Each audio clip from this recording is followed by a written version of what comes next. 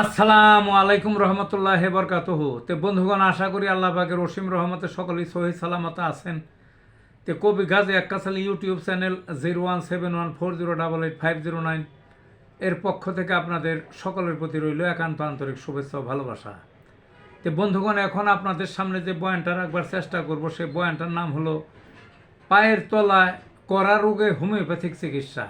পায়ের তলায় করা মানে এই যে পায়ের যে পাতাটা আছে, এটা সামনের দিকে বা পিছনের দিকে, দুই পায়ে বা এক পায়ে অনেক সময় এক বা একাধিক জায়গায় দেখবেন যে এই করা হয়েছে, মনে হবে যে ভিতরে একটা কাটা খাড়া হয়ে বিধা আছে, মানে পাও স্টেপ ফালাইলেই মারাত্মক ব্যথা, পা ফালান যায় না, হাঁটা যায় না, আসলে কোনোদিন কিছু বিধে নাই, এমনিই হয়েছে।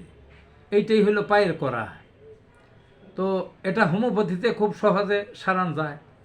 তে ঔষধগুলো কী কী? ওষুধগুলো হলো হোমিওপ্যাথিকের antim crud, anacardium occidentale, ferrum picricum, thuja, hydrastis can, medorrhinum. সাধারণত এই ওষুধগুলো ব্যবহার হয়। আর বায়োকেমিকের ক্যালকেরিয়া ফ্লোর ব্যবহার হয়। এই যতগুলো ওষুধ বললাম, এর একটা ওষুধই যথেষ্ট, অ্যানাকার্ডিয়াম। এইটি ধরা যাক, এইটি প্রথম নির্দেশিত হয়। 200 পাওয়ারের ডেইলি 1 ডোজ করে খাইবেন সকালে।